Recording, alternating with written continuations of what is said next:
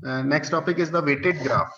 Firstly, we will discuss about what is a weighted graph, and then we discuss the shortest path problem in the weighted graph, which is a very important topic. So weighted graph ਕੀ ਹੁੰਦਾ ਹੈ? ਆਪਣੇ ਕੋਲ already ਉਰੋਂ ਤੱਕ ਦਾ structure ਜਿਹੜਾ ਹੈ ਅਸੀਂ ਪਹਿਲਾਂ ਵੀ graphs ਦੇ ਵਿੱਚ discuss ਕਰ ਚੁੱਕੇ ਹਾਂ ਉਰੇ ਤੱਕ GVE, where V is the set of vertices, E is the set of edges. ਹੁਣ ਇਹਦੇ ਨਾਲ ਇੱਕ ਐਕਸਟਰਾ ਚੀਜ਼ ਹੋਰ ਲਗਾਈ ਹੈ W, which is also known as the weight function. So GVEW, in which each edge is assigned a number called the weight of the edge, is known as weighted graph. ਹੁਣ ਜਿਵੇਂ ਤੁਸੀਂ ਦੇਖ ਸਕਦੇ ਹੋ ਇਹ ਆਪਣੇ ਕੋਲ ਵਰਟਿਸਿਸ ਹੈ 0 1 2 3 4 ਜਿਹੜੇ ਯੈਲੋਜ਼ ਦੇ ਵਿੱਚ ਲਿਖੇ ਹੋਏ ਹਨ ਔਰ ਯੈਲੋ ਸਰਕਲਸ ਦੇ ਵਿੱਚ ਔਰ ਇਹ ਐਜਸ ਬਣਾਈਆਂ ਹੋਈਆਂ ਬਟ ਇਹਨਾਂ ਐਜਸ ਦੇ ਉੱਪਰ ਆ ਨੰਬਰਸ ਲਿਖੇ ਹੋਏ ਕੁਝ 4 2 3 6 1 8 8. These numbers are called the weights of the edges. And ਜਿਹੜੇ graph ਦੇ ਵਿੱਚ edges ਨੂੰ weight assign ਕੀਤਾ ਹੋਵੇ, that graph is called a weighted graph. For example, ਅਗਰ ਤੁਸੀਂ city map ਦੀ ਗੱਲ ਕਰਦੇ ਹੋ, if I mentioned in the graph of a city map ਕਿ ਜਿਹੜੀਆਂ ਇਹ edges ਹੈ ਉਹਨਾਂ ਦੀਆਂ lengths ਮੈਂ mention ਕਰ ਦਵਾਂ ਕਿ ਇਹ road ਕਿੰਨੇ ਕਿਲੋਮੀਟਰ ਲੰਬੀ ਹੈ. For example, 8 city ਤੋਂ 0 city ਤੱਕ ਜਾਣ ਵਾਸਤੇ ਇਹ road 4 ਕਿਲੋਮੀਟਰ ਲੰਬੀ ਹੈ ਤਾਂ ਮੈਂ ਇਹਦੇ ਉੱਪਰ 4 ਨੰਬਰ mention ਕਰ ਦਵਾਂ. ਤਾਂ ਇਸ ਤਰ੍ਹਾਂ ਤੁਸੀਂ ਐਜਿਸ ਨੂੰ ਫੋਰ ਐਗਜ਼ਾਮਪਲ weights ਜਿਹੜੇ ਹੈਗੇ ਆ ਅਸਾਈਨ ਕਰ ਸਕਦੇ ਹੋ. ਤਾਂ W ਜਿਹੜਾ ਹੈ ਉਹ ਇੱਕ weight function ਹੁੰਦਾ ਹੈ ਜਿਹੜਾ ਕਿ ਐਜ ਸੈੱਟ ਤੋਂ ਲੈ ਕੇ ਸੈੱਟ ਆਫ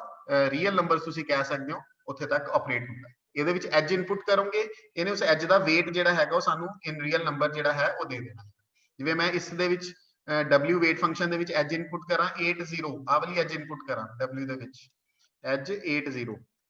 ਐਜ ਨੂੰ ਐਵੇਂ ਲਿਖਦੇ ਆ ਅਨਡਾਇਰੈਕਟਡ ਨੂੰ ਤਾਂ ਇਹਨੇ ਦਾ ਆਨਸਰ ਕੀ ਦੇਣਾ ਹੈਗਾ 4. ਤਾਂ ਇਸ ਤਰ੍ਹਾਂ ਦਾ ਇਹ ਫੰਕਸ਼ਨ ਹੁੰਦਾ ਹੈ that's why it is called weight function. ਤਾਂ ਸਿੰਪਲ ਜੀ ਡੈਫੀਨੇਸ਼ਨ ਇਹ ਹੈ weighted graph ਉਹ ਹੁੰਦਾ ਹੈ ਜਿਸ ਦੇ ਵਿੱਚ ਐਜਸ ਨੂੰ ਕੋਈ ਨਾ ਕੋਈ ਨੰਬਰ ਅਸੀਂ ਅਸਾਈਨ ਕੀਤਾ ਹੋਵੇ ਜਿਸ ਨੂੰ ਅਸੀਂ weight of the edge. So this is the definition of weighted graph. Now single source shortest path problem. The problem of finding shortest paths from a source vertex V to all the other vertices in the weighted graph. Shortest path problem ਕੀ ਹੈ ਅਸੀਂ ਇੱਕ vertex source vertex ਉਹਨੇ ਸਾਨੂੰ ਦੱਸਿਆ ਹੋਏਗਾ ਜਿਵੇਂ source vertex suppose ਅਸੀਂ A ਲੈ ਲਈਏ 8 ਲੈ ਲਈਏ ਤਾਂ ਇਸ vertex ਤੋਂ ਸ਼ੁਰੂ ਕਰਦੇ ਹੋਏ ਬਾਕੀ ਸਾਰੀਆਂ vertices ਤੱਕ ਅਸੀਂ ਪਹੁੰਚਣਾ ਹੈਗਾ but we have to find ਕਿ ਅਸੀਂ ਇਸ 8 ਤੋਂ ਸਟਾਰਟ ਕਰਕੇ ਜਿਹੜੇ ਵੀ vertex ਤੱਕ ਪਹੁੰਚੀਏ ਤਾਂ ਉਹ path ਸਾਡਾ shortest ਹੋਵੇ. shortest path ਹੁਣ ਕਿਵੇਂ ਮੇਜ਼ਰ ਕਰਨਾ ਜਿਵੇਂ ਤੁਸੀਂ 8 ਤੋਂ 0 ਤੇ ਜਾ ਰਹੇ ਹੋ ਤਾਂ ਕਿੰਨਾ ਡਿਸਟੈਂਸ ਟਰੈਵਲ ਕਰ ਰਹੇ ਹੋ 4 kilometre suppose this is a distance in kilometre ਇਹਦਾ ਮਤਲਬ ਇਹ ਲੈਂਥ 4 ਹੈਗੀ ਆ. ਤੁਸੀਂ 8 ਤੋਂ 3 ਤੱਕ ਜਾ ਰਹੇ ਹੋ ਤਾਂ ਇਹ ਕਿੰਨਾ ਕਵਰ ਕਰ ਰਹੇ ਹੋ ਸਪੋਜ਼ ਇੱਕ ਐਜ ਤੁਸੀਂ ਕਵਰ ਕੀਤੀ 4 ਡਿਸਟੈਂਸ ਦੀ ਇੱਕ ਐਜ ਕਵਰ ਕੀਤੀ ਸੀ 2 ਡਿਸਟੈਂਸ ਨਾਲ ਤਾਂ ਕਿੰਨਾ ਕਵਰ ਕਰ ਰਹੇ ਹੋ 6. ਜੇ ਇਹੀ 3 ਤੱਕ ਮੈਂ ਇਸ ਤਰ੍ਹਾਂ ਆਪਰੇਟ ਕਰਾਂ suppose 8 to 4 and then 4 to 3 then 8 + 1 ਇਹ 9 ਹੋ ਗਿਆ. ਤਾਂ ਆਬਵੀਅਸਲੀ ਇੱਕੋ ਹੀ ਵਰਟੈਕਸ ਸੇਮ ਵਰਟੈਕਸ ਤੱਕ ਪਹੁੰਚਣ ਵਾਸਤੇ ਕਈ ਰਸਤੇ ਆਪਣੇ ਕੋਲ ਇਸ ਗ੍ਰਾਫ ਦੇ ਵਿੱਚ ਹੈਗੇ ਨੇ ਤਾਂ ਜੇ ਅਸੀਂ ਅਲੱਗ-ਅਲੱਗ ਰਸਤਿਆਂ ਦੇ ਸਮ ਅਪ ਕਰੀਏ ਤਾਂ ਡਿਫਰੈਂਸ ਆਊਗਾ. ਤਾਂ ਅਸੀਂ ਉਹ ਵਾਲਾ ਰਸਤਾ ਫਾਈਂਡ ਕਰਨਾ ਹੈ ਜਿਹਦੇ ਨਾਲ ਇਹ ਟੋਟਲ weights ਦਾ ਜਿਹੜਾ ਸਮ ਹੈਗਾ ਉਹ ਮਿਨੀਮਮ ਹੋਵੇ. that problem is called shortest path problem. The problem of finding shortest path from a source vertex to all other vertices in the weighted graph is known as shortest path problem. So to simplify the shortest path problem, we will follow an algorithm and that algorithm is called the shortest path, Dijkstra's algorithm, shortest path problem, shortest path algorithm. So Dijkstra's algorithm is a solution to the single source shortest path problem in a graph theory. The graph theory ਦੇ ਵਿੱਚ ਇਹ solution ਹੈ ਇਸ problem ਦਾ ਜਿਹੜੀ shortest path problem ਅਸੀਂ ਪਿਛਲੀ slide ਦੇ ਵਿੱਚ discuss ਕੀਤੀ ਉਹਦਾ solution ਇਹ provide ਕਰਦਾ ਹੈ. So it works on both directed and undirected graphs. However, all edges must have non-negative weights. चाहे graph directed होवे या directed होगा तो direction arrows ਦਾ ਅਸੀਂ ਧਿਆਨ ਰੱਖ ਲਵਾਂਗੇ. ਜੇ undirected ਹੋਇਆ ਫਿਰ arrows ਦੀ ਕੋਈ restriction ਨਹੀਂ ਹੈਗੀ ਅਸੀਂ ਜਿਸ ਤਰ੍ਹਾਂ ਮਰਜ਼ੀ move ਕਰ ਸਕਦੇ ਤਾਂ directed and undirected graph ਦੋਵਾਂ ਦੇ ਵਿੱਚ ਇਹ work ਕਰੂਗਾ. However, all edges must have non-negative weights, but edges ਦੇ ਉੱਪਰ weights ਜ਼ਰੂਰ assign ਹੋਣੇ ਚਾਹੀਦੇ. ਇਸ algorithm ਦੇ ਵਿੱਚ input ਕੀ ਹੈ? The input will be the weighted graph. ਠੀਕ ਹੈ ਜਿਹੜਾ ਸਾਡਾ weighted graph ਹੈ ਉਹ ਇਨਪੁਟ ਹੋਏਗਾ ਔਰ ਇੱਕ source vertex ਕਿ ਕਿਹੜੇ vertex ਤੋਂ ਅਸੀਂ ਇਹਨੂੰ ਸਟਾਰਟ ਕਰਨਾ ਇਹ ਦੋ ਚੀਜ਼ਾਂ ਤੁਹਾਨੂੰ ਗਿਵਨ ਹੋਣਗੀਆਂ. this will be the input and such that all edge weights are non negative. ਤਾਂ ਇਸ ਤਰ੍ਹਾਂ ਦਾ ਹੋਏਗਾ ਕਿ ਸਾਰੇ edges ਦੇ ਜਿਹੜੇ weights ਹੈ ਉਹ non negative ਹੀ ਹੋਣਗੇ ਮਤਲਬ ਕੋਈ negative quantity ਨਹੀਂ ਆਊਗੀ. ਤੇ ਆਊਟਪੁੱਟ ਕੀ ਨਿਕਲੇਗਾ ਇਸ ਐਲਗੋਰਿਥਮ ਨੂੰ ਆਪਰੇਟ ਕਰਨ ਤੋਂ ਬਾਅਦ the lengths of shortest path or the shortest path themselves from a given source vertex to all other vertices ਤਾਂ ਜਿਹੜਾ vertex ਸਾਨੂੰ given ਹੋਏਗਾ ਕਿ ਜਿੱਥੋਂ shortest path ਸਾਨੂੰ calculate ਕਰਨ ਨੂੰ ਕਿਹਾ ਜਾਏਗਾ ਉੱਥੋਂ ਬਾਕੀ ਸਾਰੇ vertices ਤੱਕ ਜਿਹੜਾ shortest path ਹੈ ਜਿੰਨੇ ਵੀ ਬਾਕੀ rest of the vertices ਹੋਣਗੇ ਗ੍ਰਾਫ ਦੇ ਵਿੱਚ ਉਹਨਾਂ ਤੱਕ ਦਾ shortest path ਸਾਨੂੰ ਮਿਲ ਜਾਊਗਾ approach ਕੀ ਰਹੇਗੀ the algorithm computes for each vertex u the distance to u from the start vertex v that is the weight of the shortest path between v and this would be the first step कि तुसी जेड़ा कोई vertex v है ਅਸੀਂ मतलब the algorithm computes for each vertex u the distance to u from the start vertex v जेड़ा u हैगा ਉਹਦਾ distance start vertex v ਤੋਂ ਪਹਿਲਾਂ ਅਸੀਂ evaluate ਕਰਾਂਗੇ ਤਾਂ ਉਹ simply ਕੀ ਹੋਏਗਾ weight of the shortest path between v and u the algorithm keeps track of the set of vertices for which the distance has been computed called the cloud c ਤਾਂ ਫਿਰ ਅਸੀਂ ਕੀ ਕਰਾਂਗੇ ਜਿਹੜੇ vertices ਦੇ weights ਜਿਹੜੇ vertices ਦੇ distances ਅਸੀਂ calculate ਕਰ ਚੁੱਕੇ ਹੋਵਾਂਗੇ ਉਹਨਾਂ ਨੂੰ ਅਸੀਂ ਇੱਕ c cloud ਜਿਹੜਾ ਹੈਗਾ मतलब ਇੱਕ set ਜਿਹੜਾ ਹੈਗਾ ਤੁਸੀਂ ਇਹ ਕਹਿ ਸਕਦੇ ਹੋ ਸਿੰਪਲੀ ਉਹਦੇ ਵਿੱਚ ਅਸੀਂ ਇਕੱਠੇ ਕਰਦੇ ਰਵਾਂਗੇ ਨੈਕਸਟ ਸਲਾਈਡ ਦੇ ਵਿੱਚ ਇਹਦੇ ਜਦੋਂ ਸਟੈਪਸ ਆਣਗੇ ਤੁਹਾਨੂੰ ਆਹ ਵਾਲੇ ਸਟੈਪਸ ਜਿਹੜੇ ਹੈ ਕਲੀਅਰ ਹੋ ਜਾਣਗੇ every vertex has a label d associated with it for any vertex u du stores an approximation of the distance between v and ਤਾਂ ਜਦੋਂ ਵੀ ਅਸੀਂ ਕਿਸੇ vertex ਦਾ distance calculate ਕਰਾਂਗੇ ਤਾਂ ਉਹ ਇਸ ਲੈਵਲ ਦੇ ਵਿੱਚ ਸਟੋਰ ਹੋਏਗਾ ਇਹ ਕੰਪਿਊਟਰਸ ਦੇ ਅਕੋਰਡਿੰਗ ਅਸੀਂ ਦੱਸਦੇ ਪਏ ਹਾਂ ਕਿ ਇਸ ਤਰ੍ਹਾਂ ਇਹ ਕੰਪਿਊਟਰਸ ਦੇ ਵਿੱਚ ਜਿਹੜੀ ਇਹਦੀ ਅਪਰੋਚ ਹੈ ਇਸ ਤਰ੍ਹਾਂ ਚੱਲਦੀ ਹੈ ਤਾਂ ਜਿਹੜੇ ਵੀ vertex ਦਾ ਅਸੀਂ weight calculate ਕਰਾਂਗੇ ਉਸ ਨੂੰ ਅਸੀਂ ਸਟੋਰ ਕਰਵਾਉਂਦੇ ਰਵਾਂਗੇ du ਦੇ ਵਿੱਚ the algorithm will update a du value when it finds the shortest path from v ਹੁਣ ਜਿਹੜਾ u vertex ਦਾ distance ਹੈ ਉਹ ਅਸੀਂ du ਚ ਸਟੋਰ ਕਰਵਾ ਚੁੱਕੇ ਹਾਂ ਬਟ ਜੇ ਸਾਨੂੰ ਕੋਈ ਹੋਰ ਪਾਥ ਮਿਲੇਗਾ ਜਿਸ ਦੇ ਵਿੱਚ u ਦਾ distance ਹੋਰ ਛੋਟਾ ਹੁੰਦਾ ਹੋਏਗਾ ਤਾਂ ਅਸੀਂ ਇਹਨੂੰ ਨਾਲ ਦੀ ਨਾਲ ਅਪਡੇਟ ਕਰਾਂਗੇ when a vertex u is added to the cloud its label du is equal to the actual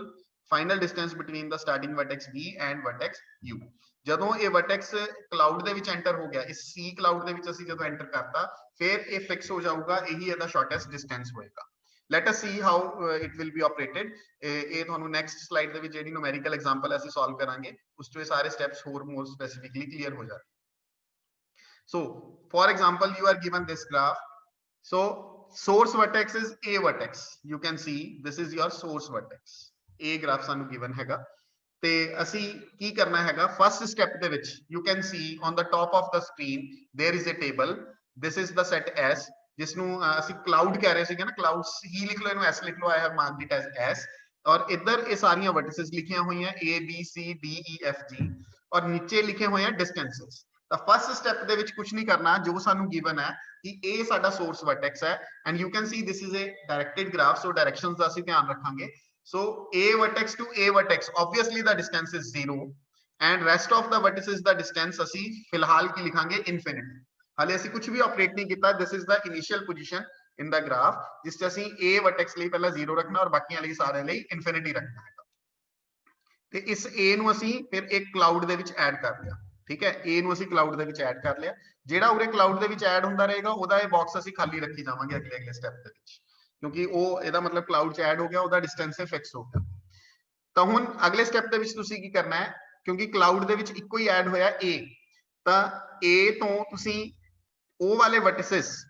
ਜਿਨ੍ਹਾਂ ਨਾਲ a ਦਾ ਡਾਇਰੈਕਟ ਕਨੈਕਸ਼ਨ ਹੈਗਾ a ਤੋਂ ਡਾਇਰੈਕਟ ਐਜ ਹੈਗੀ ਆ ਜਿਹੜੀ ਉਹਨਾਂ ਨੂੰ ਉਸ ਵਰਟੈਕਸ ਤੇ ਲੈ ਕੇ ਜਾ ਰਹੀ ਹੋਵੇ a ਨੂੰ ਉਹਨਾਂ ਦੇ ਡਿਸਟੈਂਸਸ ਲਿਖ ਲੈਣੇ ਤਾਂ ਅਗਰ ਡਾਇਰੈਕਸ਼ਨਸ ਨੂੰ ਫੋਲੋ ਕਰਦੇ ਆ ਯੂ ਕੈਨ ਸੀ ਕਿ a to b and a to d direct as ਸਾਡੇ ਕੋਲ ਹੈਗੀ ਸੀ ਔਰ ਕਿਸੇ ਵੀ ਹੋਰ ਵਰਟੈਕਸ ਤੱਕ ਜਾਣ ਦਾ ਹਲੇ ਸਾਡੇ ਕੋਲ ਕੋਈ ਰਸਤਾ ਨਹੀਂ ਹੈਗਾ ਕਿਉਂਕਿ ਕਲਾਊਡ ਦੇ ਵਿੱਚ ਸਿਰਫ ਇੱਕੋ ਹੀ a ਆਇਆ ਸਾਡੇ ਕੋਲ ਜਿਹੜਾ ਵੀ ਕੋਈ ਵਰਟੈਕਸ ਕਲਾਊਡ s ਦੇ ਵਿੱਚ ਸਾਡੇ ਕੋਲ ਐਡ ਹੁੰਦਾ ਰਹੂਗਾ ਉਹਦੇ ਵਿੱਚੋਂ ਅਸੀਂ ਪਾਸ ਕਰਿਆ ਕਰਾਂਗੇ ਬਟ ਹਲੇ ਫਿਲਹਾਲ ਕਲਾਊਡ ਦੇ ਵਿੱਚ ਕੱਲਾ a ਹੀ ਹੈਗਾ ਤਾਂ a ਤੋਂ b ਤੱਕ ਅਸੀਂ ਜਾ ਸਕਦੇ ਹਾਂ a ਤੋਂ d ਤੱਕ ਜਾ ਸਕਦੇ ਹਾਂ ਹੋਰ ਕਿਤੇ ਅਸੀਂ ਨਹੀਂ ਜਾ ਸਕਦੇ ਤਾਂ ਇਸ ਕਰਕੇ b ਦਾ ਪਹਿਲਾ ਇਨਫਿਨਿਟੀ ਸੀਗਾ ਇਹਨੂੰ ਅਪਡੇਟ ਕਰਤਾ 2 ਔਰ d ਦਾ ਪਹਿਲਾ ਇਨਫਿਨਿਟੀ ਸੀ ਇਹਨੂੰ ਅਪਡੇਟ ਕਰਤਾ 1 and rest of the others are still infinity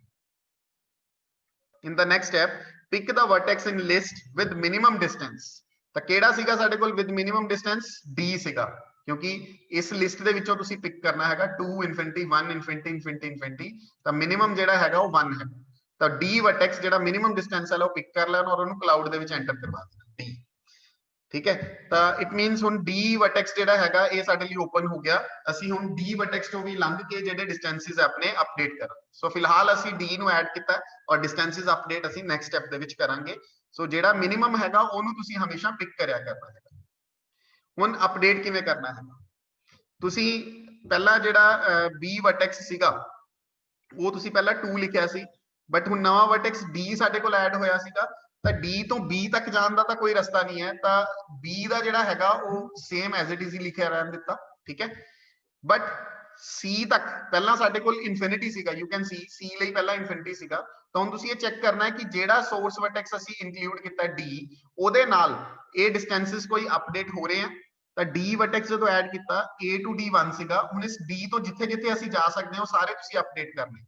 ਅਸੀਂ D ਤੋਂ C ਵੱਲ ਨੂੰ ਜਾ ਸਕਦੇ ਹਾਂ ਔਰ ਕਿੰਨੇ ਡਿਸਟੈਂਸ ਹੈਗਾ 2 ਤਾਂ ਇਹਦਾ ਮਤਲਬ ਡਿਸਟੈਂਸ ਆਫ C ਕਿੰਨਾ ਬਣ ਗਿਆ 1 A to D D to C 2 1 plus 2 equals to 3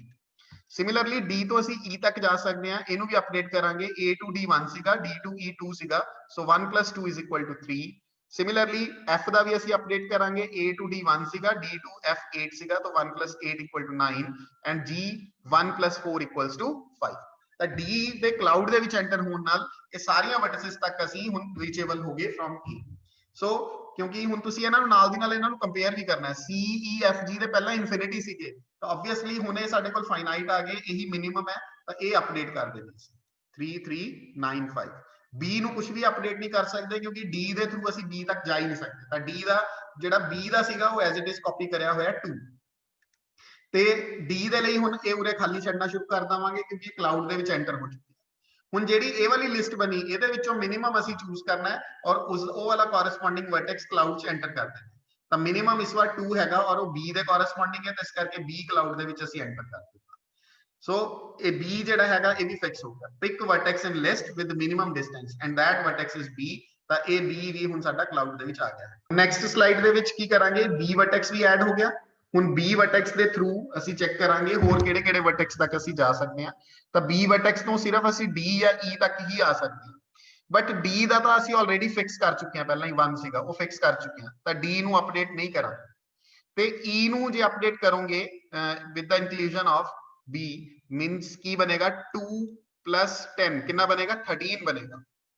2 plus 10 13 ਬਣੇਗਾ ਬਟ E ਦਾ ਆਲਰੇਡੀ ਅਸੀਂ 3 ਲਿਖਿਆ ਹੋਇਆ ਹੈ E ਦਾ ਆਲਰੇਡੀ ਸਾਡੇ ਕੋਲ 3 ਸੀਗਾ ਤਾਂ ਇਹਨੂੰ ਅਪਡੇਟ ਅਸੀਂ ਨਹੀਂ ਕਰਾਂਗੇ ਇਹ ਸੇਮ ਐਜ਼ ਇਟ ਇਜ਼ ਕਿਉਂਕਿ ਪਹਿਲਾਂ ਵਾਲਾ ਜਿਹੜਾ ਲਿਖਿਆ ਹੋਇਆ ਉਹ ਮਿਨੀਮਮ ਹੈ B ਦੇ ਨਾਲ ਤਾਂ ਇਹ ਵੱਧ ਰਿਹਾ ਹੈ ਸੋ ਦੈਟਸ ਵਾਈ ਅਸੀਂ ਲਿਖਿਆ distance D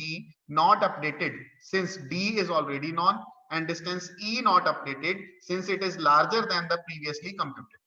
ਤਾਂ ਕਿਉਂਕਿ E ਦਾ ਡਿਸਟੈਂਸ ਜਿਹੜਾ ਹੈਗਾ ਉਹ ਵੱਧ ਰਿਹਾ ਹੈਗਾ ਜੇ B ਦੇ ਥਰੂ ਅਸੀਂ ਉਹਨੂੰ ਕਾਲ ਕਰ ਰਹੇ ਹਾਂ D ਦੇ ਥਰੂ ਅਸੀਂ ਪਹਿਲਾਂ ਜਿਹੜਾ ਬਣਾਇਆ ਸੀ ਉਹੀ ਘੱਟ ਸੀਗਾ ਬਸ ਪਿਛਲੇ ਵਾਲੇ ਨਾਲ ਕੰਪੇਅਰ ਕਰਨਾ ਹੈ ਜੇ ਪਿਛਲੇ ਵਾਲੇ ਨਾਲੋਂ ਸਾਡਾ ਵੱਧ ਗਿਆ ਫਿਰ ਉਹਨੂੰ ਅਪਡੇਟ ਨਾ ਕਰੋ ਜੇ ਪਿਛਲੇ ਵਾਲੇ ਨਾਲੋਂ ਸਾਡਾ ਘਟ ਗਿਆ ਫਿਰ ਉਹਨੂੰ ਅਪਡੇਟ ਕਰ ਦਿਓ ਤਾਂ ਉਰੇ ਜਿਹੜਾ E ਦਾ ਡਿਸਟੈਂਸ ਹੈਗਾ ਉਹ ਵੱਧ ਰਿਹਾ ਹੈਗਾ ਅਸੀਂ ਮਿਨੀਮਮ ਚੂਜ਼ ਕਰਨਾ ਹੈ ਪ੍ਰੀਵੀਅਸ ਤੇ ਜਿਹੜਾ ਹੁਣ ਆਇਆ ਉਹਨਾਂ ਦੋਵਾਂ ਚੋਂ ਮਿਨੀਮਮ ਚੂਜ਼ ਕਰਨਾ ਤਾਂ ਮਿਨੀਮਮ ਪਿਛਲੇ ਵਾਲਾ ਹੀ ਹੈ 3 ਸੋ ਇਸ ਕਰਕੇ ਇਹਨੂੰ ਐਜ਼ ਇਟ ਇਜ਼ ਕਾਪੀ ਕਰ ਲਓ ਔਰ B ਦੇ ਐਡ ਹੋਣ ਦੇ ਨਾਲ ਅਸੀਂ ਹੁਣ ਹੋਰ ਕਿਤੇ ਨਹੀਂ ਜਾ ਸਕਦੇ ਸਿਰਫ B ਤੋਂ 2 ਤੱਕ ਹੀ ਜਾ ਸਕਦੇ ਸੀ D ਤੱਕ ਔਰ ਇੱਕ E ਤੱਕ ਦੋ ਹੀ ਪੋਸੀਬਿਲਿਟੀ ਸੀਗੀਆਂ ਤੀਸਰੀ ਕੋਈ ਪੋਸੀਬਿਲਿਟੀ ਨਹੀਂ ਸੀਗੀ ਤਾਂ ਰੈਸਟ ਆਫ ਦਾ ਵਰਟਿਸਿਸ ਦੇ ਲਈ ਸੇਮ ਆ ਗਿਆ C ਨੂੰ ਵੀ ਐਜ਼ ਇਟ ਇਜ਼ ਉਤਾਰ ਲਿਆ ਤੁਸੀਂ ਦੇਖ ਸਕਦੇ ਹੋ ਠੀਕ ਹੈ F ਹੈ ਜਿਹੜਾ ਉਹਨੂੰ ਵੀ ਐਜ਼ ਇਟ ਇਜ਼ ਉਤਾਰ ਲਿਆ ਔਰ ਜਿਹੜਾ G ਹੈ ਉਹਨੂੰ ਵੀ ਐਜ਼ ਇਟ ਇਜ਼ ਉਤਾਰ ਲਿਆ ਹੁਣ ਅਗੇਨ ਅਸੀਂ ਮਿਨੀਮਮ ਜਿਹੜਾ ਹੈਗਾ ਉਹ ਚੂਜ਼ ਕਰਨਾ ਹੈਗਾ ਤਾਂ ਤੁਸੀਂ ਦੇਖ ਸਕਦੇ ਹੋ 3 3 ਦੋ ਜਗ੍ਹਾ ਤੇ ਹੈ ਕੋਈ ਵੀ ਇੱਕ ਇਹਨਾਂ ਵਿੱਚੋਂ ਤੁਸੀਂ ਚੂਜ਼ ਕਰ ਸਕਦੇ ਹੋ let us suppose we have choose E ਠੀਕ ਹੈ ਮਿਨੀਮਮ ਹੀ ਚੂਜ਼ ਕਰਨਾ ਹੁੰਦਾ ਸੋ E ਨੂੰ ਅਸੀਂ ਚੂਜ਼ ਕਰ ਲਿਆ ਔਰ E ਦਾ ਹੁਣ ਇਹ ਡਿਸਟੈਂਸ ਜਿਹੜਾ ਹੈਗਾ ਫਿਕਸ ਹੋ ਗਿਆ ਜਿਹੜੇ ਫਿਕਸ ਹੋਈ ਜਾ ਰਹੇ ਆ ਉਹ ਮੈਂ ਤਾਂ ਹੀ ਡਾਰਕ ਕਲਰ ਦੇ ਕੀਤੇ ਹੋਏ ਆ ਤਾਂ ਕਿ ਤੁਹਾਨੂੰ ਇਹਨਾਂ ਚ ਡਿਸਟਿੰਗੁਇਸ਼ ਹੁੰਦਾ ਰਹੇ A ਦਾ ਫਿਕਸ ਹੋ ਚੁੱਕਿਆ ਹੈ D ਦਾ ਫਿਕਸ ਹੋ ਚੁੱਕਿਆ ਹੈ B ਦਾ ਔਰ ਨਾਓ E ਦਾ ਵੀ ਫਿਕਸ ਹੋ ਗਿਆ ਹੈ ਹੁਣ E ਦੇ ਐਡ ਹੋਣ ਨਾਲ ਦੇਖੋ ਕਿਹੜਾ ਕਿਹੜਾ ਵਰਟੈਕਸ ਹੁਣ ਅਸੀਂ ਅਪਡੇਟ ਕਰ ਸਕਦੇ ਹੁਣ E ਦੇ ਐਡ ਹੋਣ ਦੇ ਨਾਲ E ਤੋਂ ਸਿਰਫ ਇੱਕੋ ਹੀ ਡਾਇਰੈਕਸ਼ਨ ਹੈ ਜਿਹੜੀ ਆਊਟਵਰਡਸ ਜਾ ਰਹੀ ਹੈ ਇੱਕੋ ਹੀ G ਤੱਕ ਹੁਣ G ਦਾ ਜਿਹੜਾ ਸੀਗਾ ਪਹਿਲਾਂ ਆਪਣੇ ਕੋਲ 5 ਸੀਗਾ ਠੀਕ ਹੈ G ਦਾ ਆਲਰੇਡੀ ਆਪਣੇ ਕੋਲ 5 ਸੀ ਤਾਂ ਇਹਨੂੰ ਐਡ ਕਰਨ ਦੇ ਨਾਲ E ਦਾ ਆਪਣਾ ਡਿਸਟੈਂਸ ਕਿੰਨਾ ਸੀਗਾ 3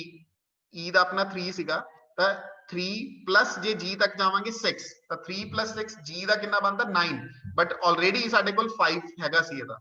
ਤਾਂ 3 plus 6 9 ਬਣਦਾ ਹੈ ਬਟ ਪੁਰਾਣਾ 5 ਹੈ ਤਾਂ ਮਿਨੀਮਮ ਪੁਰਾਣੇ ਵਾਲਾ ਹੀ ਹੈ ਤਾਂ ਇਸ ਕਰਕੇ ਇਹਨੂੰ ਵੀ ਅਪਡੇਟ ਨਹੀਂ ਕਰਾਂਗੇ ਇਹ as it is he copy ਕਰ ਲਵਾਂਗੇ ਔਰ E ਤੋਂ ਅਸੀਂ ਹੋਰ ਕਿਸੇ ਵਰਟੈਕਸ ਤੱਕ ਜਾ ਹੀ ਨਹੀਂ ਸਕਦੇ ਹੋਰ ਕੋਈ ਅਪਡੇਟ ਨਹੀਂ ਹੋ ਸਕਦਾ ਸੋ ਇਸ ਕਰਕੇ ਇਹ as it is he copy ਕਰ ਲਈ ਹੈ C अपना C भी as it is copy हो गया F भी as it is और G भी so here we have no update so ਹੁਣ ਅਸੀਂ again ਅਗਲਾ vertex choose ਕਰਾਂਗੇ with minimum distance ਤਾਂ ਉਰੇ ਤੁਸੀਂ ਦੇਖ ਸਕਦੇ ਹੋ minimum ਇਸ ਵਾਰ so C vertex ਜਿਹੜਾ ਹੈਗਾ ਇਹਦਾ distance 3 ਹੈਗਾ so ਇਹ ਹੁਣ ਇਹਦੇ ਵਿੱਚ include ਕਰ ਲਿਆ ਹੈਗਾ ਅਸੀਂ ਠੀਕ ਹੈ ਸੋ ਹੁਣ C ਦੇ ਇਨਕਲੂਡ ਹੋਣ ਦੇ ਨਾਲ ਇੱਧਰ A D B E C ਠੀਕ ਹੈ। ਹੁਣ ਸਿਰਫ ਦੋ ਹੀ ਵਰਟਿਸਿਸ ਦੀ ਗੱਲ ਰਹਿ ਗਈ F and G।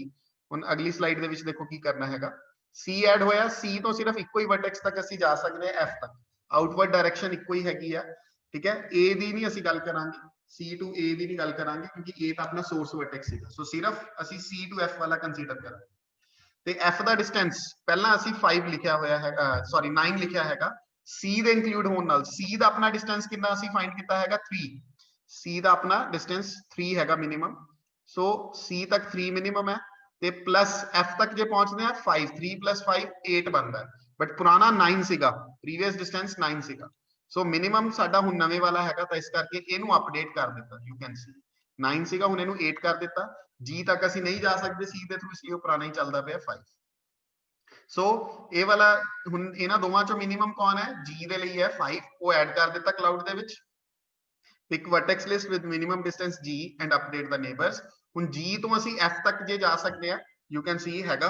G ਤੋਂ F ਤੱਕ ਅਸੀਂ ਫੋਲੋ ਕਰ ਸਕਦੇ ਆ। ਸੋ C ਤੋਂ ਬਾਅਦ G ਇਨਕਲੂਡ ਹੋਇਆ ਸੀ ਤੇ F ਦੇ ਲਈ ਹੁਣ ਤੁਸੀਂ ਦੇਖੋ ਕਿ ਮਿਨੀਮਮ ਅਪਡੇਟ ਹੋ ਰਿਹਾ ਕਿ ਨਹੀਂ ਹੋ ਰਿਹਾ। ਪ੍ਰੀਵੀਅਸ 8 ਸੀਗਾ F ਦਾ ਠੀਕ ਹੈ, ਔਰ ਹੁਣ G ਦੇ ਇਨਕਲੂਡ ਹੋਣ ਨਾਲ G ਦਾ ਆਪਣਾ ਡਿਸਟੈਂਸ ਕਿੰਨਾ ਹੈਗਾ 5, ਔਰ G ਤੋਂ ਜੇ F ਤੱਕ ਜਾਣਾ ਹੈ 5 + 1 6, ਤਾਂ ਮਿਨੀਮਮ 6 ਹੈ, ਤਾਂ it means F the update ਹੋਏਗਾ। ਇਸ ਨੂੰ ਅਪਡੇਟ ਕਰ ਦਿੱਤਾ 6 ਕਰ ਦਿੱਤਾ ਤੇ ਹੁਣ ਫਾਈਨਲੀ ਇਹਦੇ ਵਿੱਚ F ਵੀ ਆ ਗਿਆ ਹੈਗਾ ਠੀਕ ਹੈ।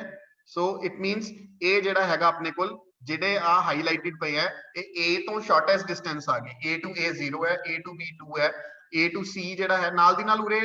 ਪਾਥ ਵੀ ਲਿਖਿਆ ਹੋਇਆ। ਯੂ ਕੈਨ ਸੀ ਜੇ ਅਸੀਂ A to D ਚੈੱਕ ਕਰਨਾ 1 ਲਿਖਿਆ ਹੈ ਤਾਂ ਡਾਇਰੈਕਟ A to D ਚਲੇ ਜਾਓ।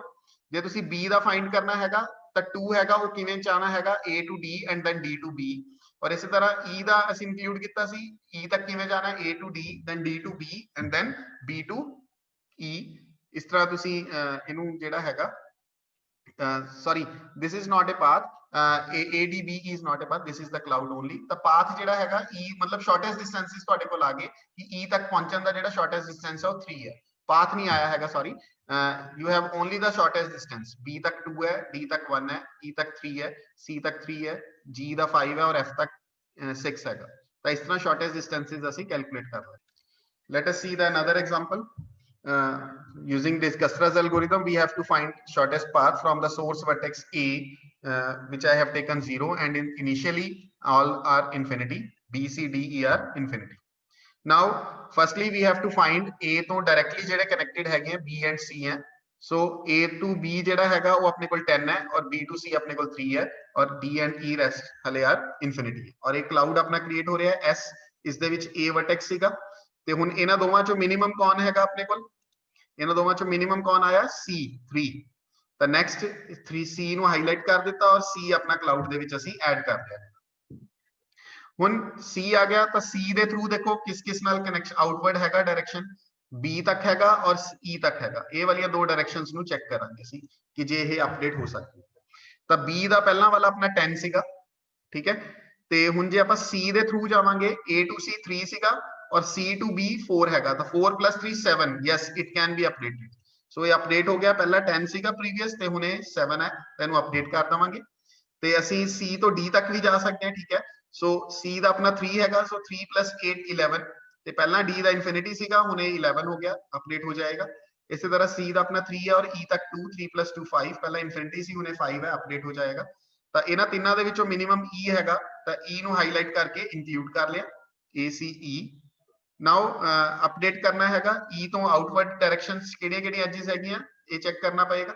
ਤਾਂ E ਤੋਂ ਆਊਟਵਰਡ ਡਾਇਰੈਕਸ਼ਨ ਚ ਆਪਣੇ ਕੋਲ E to D ਹੈਗੀ ਹੈ ਠੀਕ ਹੈ। ਤਾਂ E to D ਦੇ ਲਈ ਚੈੱਕ ਕਰੋ ਅਪਡੇਟ ਹੋ ਰਿਹਾ ਕਿ ਨਹੀਂ ਹੋ ਰਿਹਾ, ਕਿਉਂਕਿ ਅਗਰ ਅਸੀਂ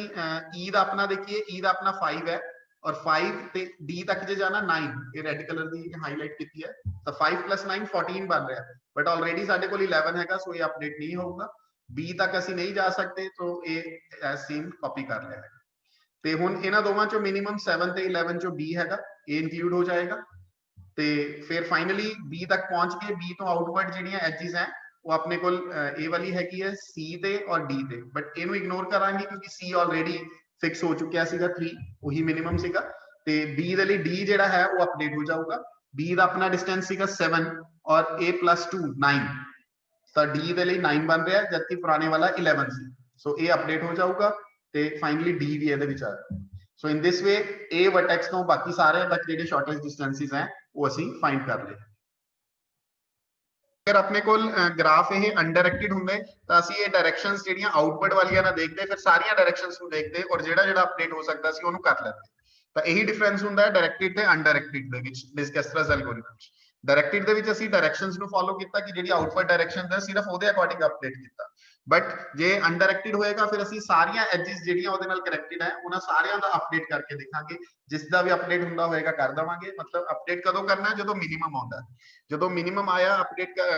ਨਵੇਂ ਵਰਟੈਕਸ ਨੂੰ ਐਡ ਕਰਨ ਨਾਲ ਤਾਂ ਅਪਡੇਟ ਕਰ ਦੋ, ਜੇ ਪੁਰਾਣੇ ਵਾਲਾ ਹੀ ਮਿਨੀਮਮ ਹੈ ਉਹਨੂੰ ਐਸ ਸੱਚ ਹੀ ਰੱਖੋ। ਬਸ this is all about the Dijkstra's algorithm.